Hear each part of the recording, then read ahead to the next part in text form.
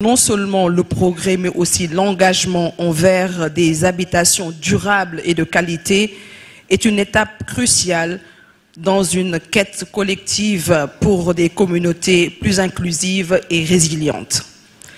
Monsieur le ministre, chers invités, cette activité qui nous réunit aujourd'hui est la suite logique d'un reportage réalisé à Mbour avec la direction des impôts et des domaines que je vous demande vraiment d'applaudir. Nous voici aujourd'hui pour parler donc de ce département qui regorge énormément de potentiel, un département qui est agréable à vivre. Pendant ces 3 jours d'activité, nous allons parler d'investissement, nous allons parler de lotissement, de matériaux, de construction locaux, de financement.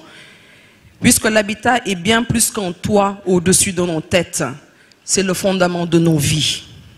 L'habitat, c'est le centre de nos familles et le socle de nos aspirations. Nous sommes très honorés de vous accueillir dans ce somptueux cadre pour la tenue des journées de l'habitat. En ma qualité de président du conseil départemental, nous vous souhaitons la bienvenue. Le département de Mbour, doté d'une large frange côtière, se situe dans une position géographique stratégique favorable au développement d'activités économiques et touristiques, d'où le bien fondé du choix porté sur Mbour à raison de ses multiples opportunités et potentiels qu'il regorge. Une telle initiative mérite d'être saluée à juste titre, en ce sens qu'elle épouse parfaitement les orientations déclinées dans le référentiel des politiques publiques qu'est le PCE par son Excellence le Président Macky Sall. Quand on parle du département de Mbour comme une terre d'opportunité, c'est réel, c'est vrai. Vous prenez les 16 communes du département de Mbour, chaque commune présente en tout cas une opportunité d'investissement dans le domaine de l'habitat. Vous avez le port de Ndayane, qui très bientôt va être inauguré, qui parle de port, parle d'opportunités d'investissement autour de cette infrastructure majeure en termes d'habitat. Donc Popenguine Ndayane, qui est sur la côte, vous offre un port. Vous avez la commune de Diass qui vous offre l'aéroport et sa nouvelle zone industrielle. C'est des opportunités d'investissement autour de cette infrastructure majeure qui ne présente pas seulement des opportunités pour la commune qui l'abrite, mais pour tout le département. Vous n'êtes pas sans savoir que son Excellence le Président de la République, Macky Sall, accorde une importance particulière au secteur du tourisme, qui est le second secteur pourvoyeur de devises à part la pêche au Sénégal. Et nul ne peut parler de l'avancement du secteur touristique sans pour autant qu'il y ait des investissements durables sur tous les plans. Des investissements sur le plan des aménagements de la voirie, n'est-ce pas, mais également la construction des réceptifs hôteliers capables d'accueillir tous nos hôtes. Il y a les JO 2026 qui se profilent à l'horizon et le Sénégal a besoin d'accueillir ces hôtes convenablement, surtout ici dans le département de Mbour. Et vous avez fait un bon choix d'avoir organisé cet événement ici à Saly. Saly qui est la première station balnéaire du Sénégal et qui fut même la première station balnéaire de l'Afrique de l'Ouest. Nous avons l'ambition, le gouvernement du Sénégal nous a donné comme mission de requalifier la station balnéaire de Saly en ville verte. Et c'est important. Je voudrais, Madame la Directrice Générale, au nom de son Excellence Macky Sall, Président de la République, et au nom du Premier ministre Amadou Ba empêché, et en mon nom propre, saluer et magnifier l'initiative de RAESCOM d'organiser ces rencontres en partenariat avec le conseil départemental de Mbour ainsi que 16 communes du département. Le thème choisi cette année, je cite, Mbour, département terre d'opportunité.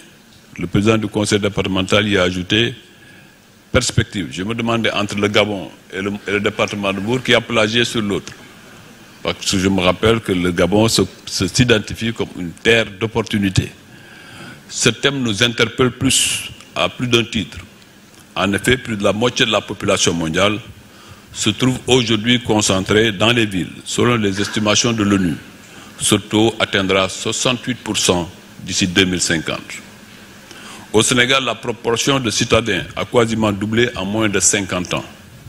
De 23% dans les années 60, elle est passée à 43% en 2013 et devrait s'établir à 60% à l'horizon 2030. Notons que la région de Dakar compte à elle seule 50% de la population urbaine nationale. Ces chiffres, au-delà des défis et enjeux qu'ils posent, constituent une opportunité pour notre pays, celle de favoriser la transformation structurelle de son économie. Car les villes sont également des moteurs de croissance économique. Lorsqu'elles sont bien planifiées et bien gérées, elles peuvent favoriser un développement durable, aussi bien sur le plan économique, social qu'environnemental. C'est toute la pertinence des deux programmes phares du plan Sénégal émergent, référentiel de toutes les politiques publiques, si chères à son Excellence le Président de la République, Macky Sall. Le premier est le programme Zéro déchet, avec lequel le Sénégal vise un cadre de vie sain à travers le traitement et la valorisation des matières collectées. Mais aussi, on se le rappelle, le Président l'avait dit le 2 avril 2019 lors de son installation, je cite, « Nous voulons un Sénégal zéro déchet, des villes propres et des villes vertes ». Fin de citation.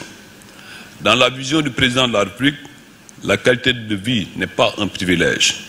C'est une nécessité absolue. Visite stand yi nga xamanteni jëwri ñu denk walum kon tabax mi kon amal nako ak partenaires yi gis ngeen nak participants yi machallah bari won nañu ci secteur d'activité bu ñu rek dal di yëngatu mo sax jox nañu kon cadeau yenn ci sponsor yi nga xamanteni ñom ñoñu gungé won bokku na ci nak sponsor leader di Sokosim mi nga xamanteni dañ koy faral di wax tout le temps mom mo tabax Sénégal lata indépendance bénégué. Pape Atoumane Diop, Sokosim Industrie. Donc, tey dañu ñëw Saly pour participer au salon de l'habitat, pour présenter à la population, aux acteurs du bâtiment, nos produits et plus spécialement le CM3. CM3, bi ñu tuddee ciment maritime, ciment bu nga xamantene bi, ça répond aux normes pour la construction au bord de la mer, parce que c'est un ciment bi nga xamné day résister aux eaux sulfatées, de résister aux sels marins, de résister vraiment à toutes les attaques des ions qui parce que ni ñu ko défarale ni ñu ko moñale.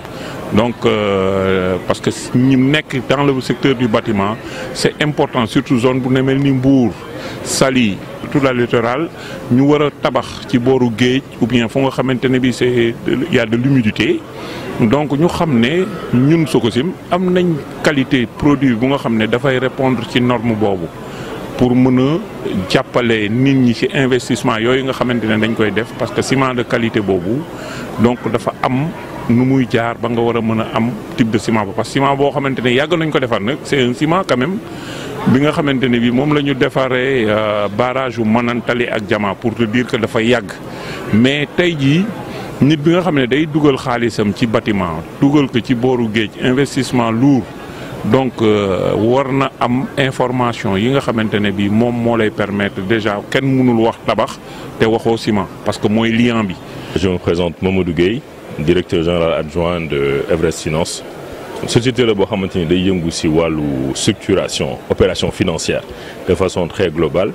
Donc dañuy participer aussi tout ce qui est action d'intervention sur le marché financier, d'accord. Donc ñun aujourd'hui tout ce qui est opération complexe, d'accord, li ñuy wax les opérations d'ingénierie financière, de conseil en ingénierie et de structuration d'opérations financières, c'est ce qu'on fait. Loolu la ñuy def ñun mooy suñu activité. Depuis 2019 déjà ñu ngi liggéey ak BHS bokk nañ si ñi ko jàppale pour mu lever les premiers fonds sur le marché financier ñu defoon benn emprunt obligataire bu ñu tuddee Diaspora Bond levé ci 20 milliards de francs CFA ñun bokkoon nañ ci arrangeurs yi ak ñi ko placé. beneen opération bi ñu ci teg ñun tam ñu ngi ko defoon ak benn groupe benn promoteur local bu nekk fii au niveau du Sénégal et ñu arrangé ko benn placement de dizaines de milliards donc avec des bailleurs privés locaux. Donc ñun dafa mel ni affaire immobilier ak affaire bâtiment ñu ngi ciy def suñu wàll bu baax a baax a baax. D'ailleurs boo seetloo promoteur bi ñu accompagné son programme c'était 1000 et quelques logements et mu ngi koy en train di ko dérouler dans les bonnes conditions et les remboursements se font aussi dans les bonnes conditions.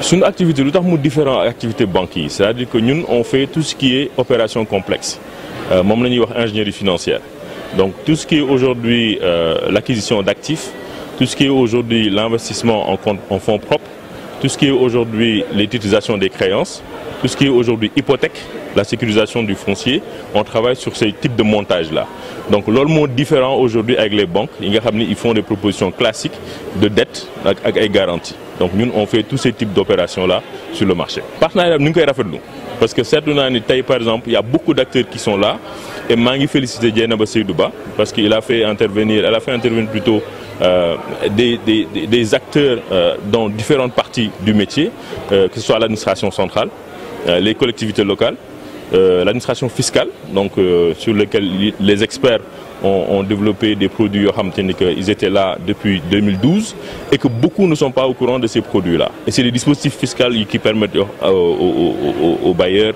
en tout cas et aux investisseurs de profiter de ces régimes-là. Je m'appelle Elimane Sarr je suis commercial chef de produit à la SICAP SA. salon bi yàgg nañuy teew quand même ndax je pense que 6 éditions yëpp SICAP participé na si donc duñ si gan gis nañ ne quand même occasion la pour ñu mën a wane suñu produit yi ñuy jaay am visibilité donc daal gis nañ si suñu bopp moo tax chaque édition bu ñëwee ñu ñëw alors participer. Dakar am nañu benn cité fermée SICAP Grand Mbao donc nga xam ne y a toutes les commodités tout à l'égout les routes intérieures bitumées et cetera donc ay villas lañ fay jaay. 3 types de villas villa F3 FK F5 ak F6. am nañu aussi des appartements à SICAP Liberté 3 donc des appartements de F4 3 chambres salon yu rëy donc vraiment une révolution c'est dans le secteur de l'immobilier. Harouna Dieng contrôleur au centre des services fiscaux de Mbour. essentiellement ñaari pacte ci suñu liggéey benn bi mooy opération sama kayitu kër. ñu ngi koy présenté ndax opération bu ñu initié le 2022 ak suñu kilifa yu mag yi dañu ko initié ñu ngi ci woon mbundu gën a defar gën a ñoŋal liggéey bi nga xam ne ñu ngi koy def pour defar kayitu kër yi. parce que tey jii dañuy seetlu ne nit yi dañuy am seen kayitu kër am jafe-jafe loolu am information bi am jafe-jafe loolu tamit pour mën si am kayit bu dëgër pour mën a yóbbu banque wala mën koo jëfandikoo wala mën a tabax. ci kaw loolu ci lañu initier programme bi wax ni nag léegi DGID day fexe léegi ba ku déposer sa kayit dinañ fexe ba porter la information bi dinañ fexe ba taxawal ñoŋal service bi ba liggéey bi gaaw ba ñu gën a baral liggéey bi ba ku nekk boo amee sa kayit tey boo ñëwee déposer ko ñu instruire ko ci benn temps bu gàtt 3 mois bu jëm bu maximum 6 mois mën nga am sa bail ba mën a tabax ba mën a dem lebi ji banque. deuxième pàcc bi ñu doon présenté mooy digitalisation parce que tey jii bu ñu woowee nii di ne leen ñëw leen ñu régulariser leen seen kër ci cadre opération sama kayitu kër ci dëgg-dëgg dina am beneen jafe-jafe bu war a mën a wundu ci gannaaw mooy ñëpp bu ñu ñëwandoo dina créer blocage te blocage boobu noonu dina indi kayit yu bëri moo tax nag Maguette Boye chef de centre service bi nekk fii mettre en place benn application locale ak service informatique bu ñuy tuddee CAK. bi nga xam ne mooy tax lépp lu ñëw dañ koy embarquer ci application bi mën a permettre ñu mën a traiter ak service compétent yi pour que kayit yëpp instruction bi yëpp mën a gaaw donc lu programme bi diis application bi dinañu permettre di woyofal liggéey bi ndaxte lépp dañ koy numériser incha allah. Moustapha Niang, directeur commercial et marketing de la société EGBOS sous l'égide de notre président directeur général Omar Sy. ñu def un forum de l'habitat à Mbour et muy jouer un grand rôle sur le développement de Mbour de l'habitat, tout en se basant sur le programme et la politique du président Macky Sall des 100 000 logements. On a déjà un projet en cours à Mbour, Sali Ñaxal, Sali Jambar, avec lotissement et des attributions aussi, aussi en cours. Nous mettre à la disposition de la population de Mbour. Ils sont dans les autres régions et Mbour intéresse parce que Mbour, bon, berceau de développement là. Lolu aussi bokk na ci li gëna tax ñu def lotissement et viabilisation. On a nos directions générales à la cité Kër Gorgui. Son direction générale foofu la nekk. On a une direction technique à Sacré-Cœur. Bon, l'entreprise générale de bâtiment Oumar Sy, comme son nom le dit, non les demain. On a pas mal de lotissements, de terrassements, de viabilisation à travers le Sénégal. Déjà, pour commencer, on a ici à Mbour, à Dakar, on en a à Ouest Foire, environ 1100 logements, 1100 terrains. Une première phase déjà lotie sur les 417 et une seconde phase qui est en cours de procédure administrative pour nous terminer, pour commencer le lotissement et le terrassement. Nous avons peut-être d'ici avant la fin de l'année. Je suis Juliette Maron, Madame Ba, directrice générale de l'établissement Maronem Service d'EMS. Donc, nous sommes Dieynaba Seydou Ba, directrice de RASCOM. C'est une initiative que nous avons. Vu l'importance de la Petite Côte si tourisme bi indi l'une toll 6e édition aux Journées de l'habitat ici à Saly. Donc nous nous remercier aussi d'avoir fait confiance à EMS et de nous avoir compté parmi ses partenaires. Donc on a beaucoup aimé la journée de l'habitat, vu l'importance qu'elle a, les recherches qu'on a acquis ici, les partenaires qu'on a pu gagner et la collaboration que nous avons fini cette journée. Nous sommes plus concentrés sur l'immobilier. Donc nous sommes dans les locations, vente de villas, maisons, terrains, mais immobilier bi lañu gëna concentré wu jappalé suñu xarit suñu frères yi suñu sœurs yi suñu xarit yi nekk ci diaspora yi nga xamné dañu bëgg jënd terrain té amuñu une personne de confiance bo xamné mën na leena taxawu jëndal leen terrain defal leen suivi administratif bi ci war ñun ci lolu lañu gëna concentré wu ay këyit yu wóor. Donc dinañ la jaay defal la mutation extrait de plan ak NICAD defal la enregistrement impôt accompagner la ba nga am sa autorisation de construction ñun loolu lañ fi nekkee. ñeneen ñu jàppale bokk na ci itamit waa Sablux nag bokk na ci entreprise sénégalaise yi njëkk gëm kon département de Mbour daal di investir fi nga xamante ni moom mooy Pointe Sarène ak ab programme bu am solo mu nekk nag ay kër yu fa rek daal di tabax ci wàllu woowu sax balaa ñu leen di jox kàddu ñu xool visite bi nga xamante ni am. Sablux déjà dafa am ñaari projet immobilier dans la zone. Plus précisément au niveau de Pointe Sarène, nous avons un projet qui tenir sur plus de 6 hectares avec plus de 80 villas qui sont conçues là-bas. Il y a un rez-de-chaussée tout simplement, il y a un rez-de-chaussée plus un étage. Ben bi daanaka ñu ngi toll ci njeexital ba ñu ngi koy waaj a livré. Donc boo xoolee ñaari projets yi nga xamante ni c'est des villas de haut standing qui offrent la possibilité de payer de façon échelonnée. Et c'est des projets qui offrent quand même beaucoup de commodités.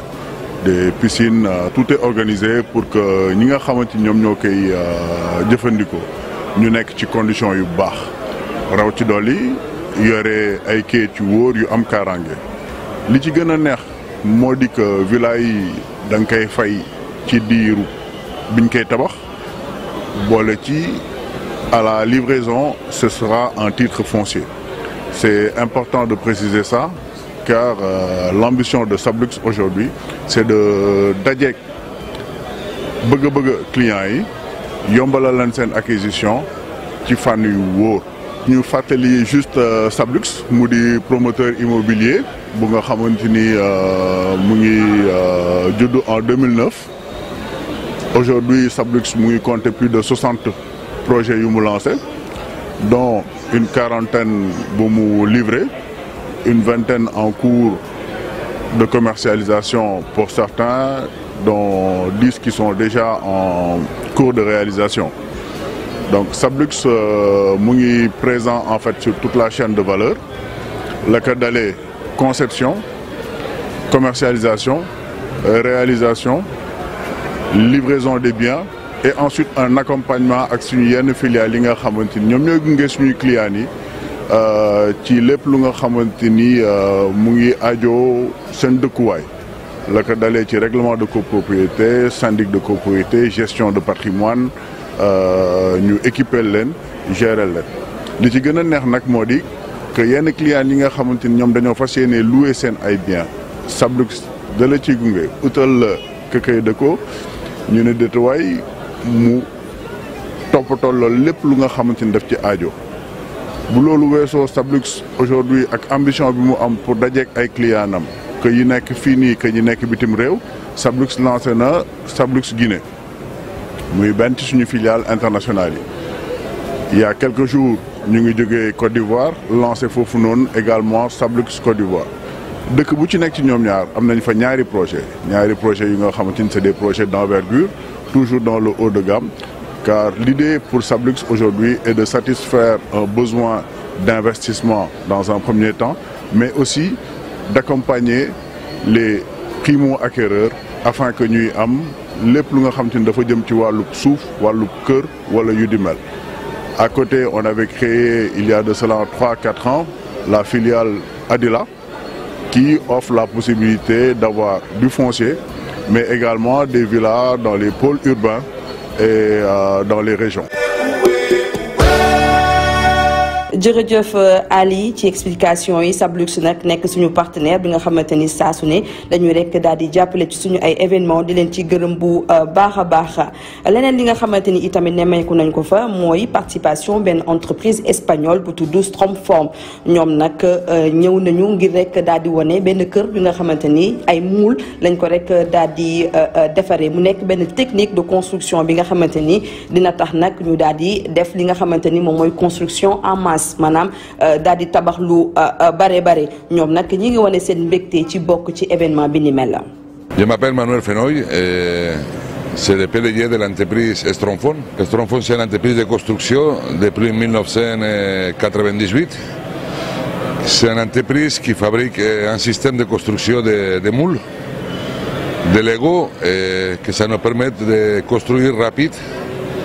Et avec une finition propre, une finition magnifique. J'ai installé déjà depuis 2008 à l'Afrique. Et c'est le Sénégal, c'est un pays que je pense qu'il y a beaucoup de potentiel et qui a beaucoup de besoin d'éléments sociaux. Et bon, c'est là pour aider au Sénégal. On a trouvé une nouvelle technologie, on n'utilise pas des briques, parce que le brique c'est un terme que ça prend beaucoup de temps au niveau de la construction. Et avec la technologie de Stromform, c'est des bétons armés. Hein, et ça va rapide. Et comme je dis, les finitions, c'est magnifique. Et par rapport à l'OTAN, on gagne beaucoup de temps au niveau de la construction. Oui, tout est calculé. C'est depuis 2008, on est à l'Afrique. Je veux dire, on est en Côte d'Ivoire installé. La Côte d'Ivoire et le Sénégal, il n'y a pas beaucoup de différence avec la clé. Comme je répète, c'est des bétons armés, il n'y a pas de problème. On espère de signer des contrats et de démarrer vite. C'est ça l'idée, c'est pour ça qu'on est là. jërëjëf monsieur Manolo Stromform nag ñoom ne nañu tey taxaw nañu ngir rek daal di gunge bu baax a baax ñi nekk ci secteur privé bi maanaam ñiy tabax te lëkkaloo wuñu ak état ak ñi nga xamante ñoom ñoo nekk ci biir état bi ngir jagleel leen technique de construction bi nga xamante ni dana rek baax ci askan wi ndaxte dina leen permettre ñu mën a tabax ca na mu gën a gaawee na mu gën a dëgëree mu nekk itamit ay kër yi gën ci askan wi. gannaaw suñu mbokku espagnol yi nag ñu wax ci Banque de l'Habitat du Sénégal Banque de l'Habitat du Sénégal nag ñoom di ñu gunge depuis ndorteelu kon salon de l'habitat ñoom itamit ñu am ci taxawaay bu am solo comme ni ñu koy waxee rek Banque de l'Habitat da lay gunge pour rek nga daal di am kër ñu am taxawaay bu am solo ci département de Mbour comme ni ñu koy gisee ci image yi waa Banque de l'Habitat du Sénégal di leen gërëm bu baax di leen sant.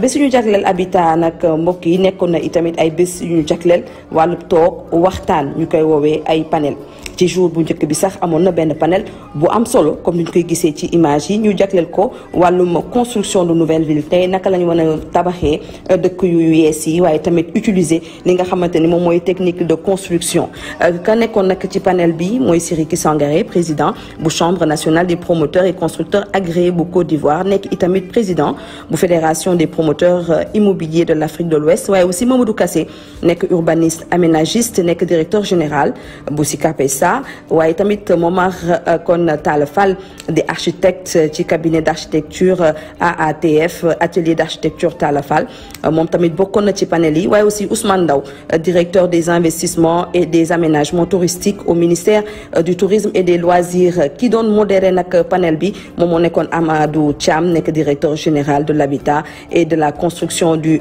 Sénégal mu nekkoon nag panel bu am solo ñu waxtaanee fa lu jëm ci matériaux de construction waaye aussi daal di génnee lépp lu jëm ci wàllum technique de construction ak naka la ñuy def ngir rek mën a tëral dëkk yi nga xamante ni dëkk wi mu neex lay doon ci àjjuma ji itamit mbokk yi amoon na beneen panel boobu nag ci àjjuma ji ñu waxtaanee lu jëm nag ci Mbour tey jii naka la ñu war a mën a def pour rek lu jëm ci investissement yi mën a nekk ay investissement yu wóor ay investissement yu bakkene loolu nag ci panélistes yi amoon nañu ki nga xamante ni moom mooy Magueye Boye nag moo jiite centre des services fiscaux bu Mbour waaye aussi Maguette Sène moom mooy maire Malicounda bokkoon na aussi ci panélistes yi waa APIX tamit ñu ngi fa woon Mamadou Dione moo leen représenté chef de département des réformes parce que bu ñuy wax wàllum investissement il faut que waa APIX ñëw toog ci weneen wàll nag suñu benn partenaire du Yves Dumont moom nag moom moo jiite Gassim Project Management di benn société bi nga xamante ni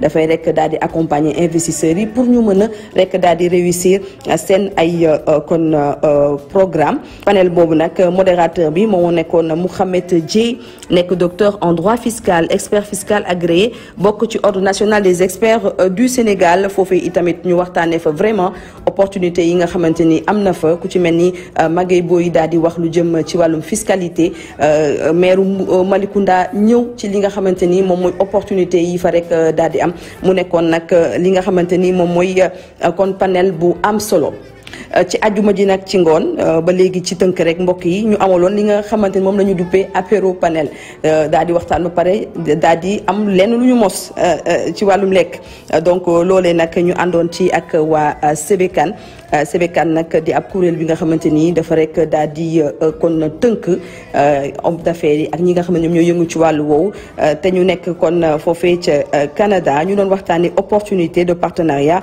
dans le secteur de l'immobilier de la construction et des infrastructures entre le Canada le Québec et le Sénégal mu nekkoon nag benn panel bu am solo bi nga xamante ni foofu xam-xam kon génn na fa ci loolu nag mu nekk li nga xamante ni moom mooy relation bi nga xamante ni war na am relation d'affaires bi war a am diggante Canada Québec ak Sénégal ak tamit ñiy bëgg tamit dem foofee kon aussi ca Québec naka la ñu war a mën a def pour rek daal di gën a ñoŋal seen affaire loolu yëpp waxtaan nañ ko ak ki nga xamante ni moom mooy Mame Binta Gueye nekk présidente bu Sébékan yor aussi agence communication bi di ALGB waaye aussi Mamadou Lamine Sarr nekk président bu section immobilière donc bu honnête bu journée de l'habitat foofee ca Mbour benn dîner de gala la ñu amaloon ak Youssou Ndour et le Super Étoile.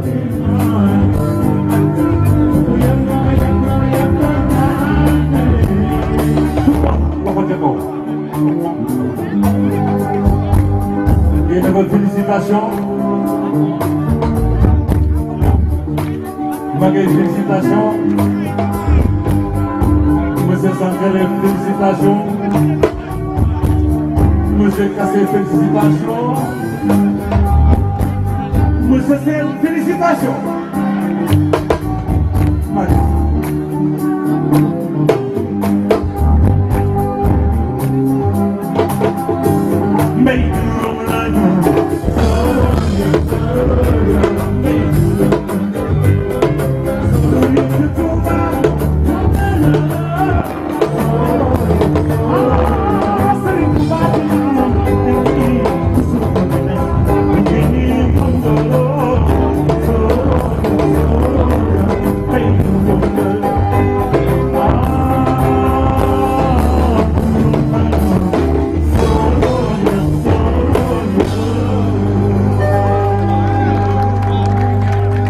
beaucoup, merci beaucoup. J'ai l'insigne honneur aujourd'hui de représenter le DG de la LONASE à cette manifestation. Et je voudrais vraiment vous adresser ces excuses parce qu'il souhaitait vraiment être présent parmi nous. Mais vous savez, parfois les calendriers sont très serrés et il nous a demandé de venir ici le représenter. Mais il nous a chargé également de remercier vivement les organisateurs de cette manifestation, de cette activité. Notamment notre sœur Dieynaba Seydou Ba, qui n'a ménagé aucun effort pour réussir vraiment une telle activité qui est très importante, je dois dire, pour le développement économique et social de notre pays. Monsieur le ministre, par ma voix, réaffirme toute sa fierté pour Madame Dieynaba Seydou, votre parcours exceptionnel et aussi la belle trajectoire prise dans le sous-secteur de l'immobilier et de l'habitat en général. Donc autant l'exposition, d'ailleurs à laquelle la SICAP et les promoteurs immobiliers ici ont participé, donc autant l'exposition que les panels ont été de très belles réussites pour les acteurs que nous sommes et soyez-en vivement remerciés. Soyez également assurés que le département de l'urbanisme et de l'habitat sera toujours à vos côtés dans cette marche glorieuse. Profonde gratitude envers la société Rascom pour l'organisation exceptionnelle de la 6e édition du Salon de l'Habitat à Saly, au Sénégal.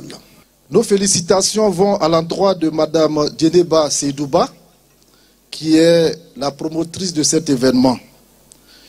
Madame, votre engagement envers le développement de l'industrie immobilière et votre soutien continu ont été des éléments clés dans notre succès. Grâce à vos différents salons, car vous en avez fait un événement sous-régional, nous avons pu offrir une plateforme dynamique aux professionnels du secteur, facilitant les échanges et favorisant le sort de l'habitat dans la sous-région. Nous vous rappelons que c'était comme hier, vous avez organisé un salon à succès à Bamako, ainsi qu'à Abidjan, avec un succès que nous tenons encore à saluer.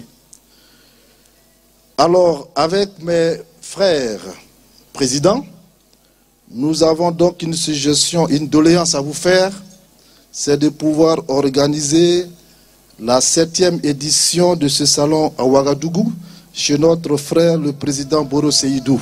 ay cadeau nak de remerciement jox nañ ko ñi nga xamante ñom ñoy suñu sponsors yi ak participants yi ndaxte mënuñu leen fay waaye aussi suñu ay partenaires ak invités yi nga xamante ni ñoom ñoo jóge woon donc ci Afrique bi bokk na ca kon président Siriki Sangaré bu Côte d'Ivoire bokk na ci président Sorimega bu Mali président Seydou Boro bu Burkina Faso daal di ñëw teewal ñu ci suñu rek xew bi waaye aussi waa Espagne waa Turquie remercier nañ leen bu baax a baax remercier aussi waa département bu Mbour conseil départemental bi ak aussi fukk ak juróom benni maire yu fa rek daal di nekk waaye nag dañ ciy seppi maire u Saly ndaxte moom moo ñu doon dalal waaye aussi maire u Malicounda bi nga xamante ni ci ñetti fan yi nga xamante ni ñi nga woon foofee ca Saly teew na vraiment ngir jox ñu doole waaye nag dañuy jox mention spéciale à la SAPCO mi nga xamante ni ñoom c'est des créateurs de ville ndaxte ñoom ñoo ñu gunge ci événement bi mu nekk gunge bu am solo kon jox ñu dispositif bi nga xamante ni tey jii mën nañ ko rek daal di gën a ñoŋal pour def kon suñu rek activité waaye aussi partenaire administratif yi nekk foofee kon ca Saly di leen remercier bu baax a baax Youssou Ndour nag dañ koy beral loxo ndaxte bés boobu dafa def spectacle bi nga xamante ni spectacle hors pair la mu wane yéene bi nga xamante ni am na ko ci Rascom loolee nag ñu ko ci remercier bu baax a baax mbokk yi WOTEP Burkina Faso bi nga xamante ni président Siriki Sangaré wax na ko daanaka dégg nañ ko te dañ ko rek daal di étudier bu baax a baax mais déjà jàppaleen ne ci mai 2024 bu soobee borom bi RASCOM dana rek amal benn visite bi nga xamante ni dañ koy duppee visite d'immersion ci yenn entreprise espagnole yi nga xamante ni ñoom ñooy def lu jëm ci matériaux de construction et de finition. Voyage boobu nag dana bëri ay surprise ndaxte entreprise yëpp taxaw nañu tey jii nii pour wane ne seen matériaux de construction ay matériaux yu baax la donc incha allah du 5 au 11 mai lay nekk 2024 bu ñu fi yàlla bàyyee loolee nag incha allah danañ ci gën a kon ñëw ak suñu ay partenaires. dañuy jeexale nag en beauté ak image yu soirée bi neexoon na loolu macha allah te ñëpp d'accord nañu ne kon lu jëm ci panel yi ak lu jëm ci événement bi nekk na lu am solo pour secteur de l'immobilier moo tax nag dañuy remercier bu baax a baax équipe RASCOM mi nga xamante ni ay ndaw lañu waaye ñoom ñoo porté projet bi ku ci mel ni Ngone Diallo Ndeye Koumba Badiane Lamine Sow Of Mbaye Ngala nag moo nekkoon ci montage bi ñun joxante ñun ñëpp dig daje Valence foofee ca Espagne ci mois de mai bu soobee borom bi jaa ngeen jëf.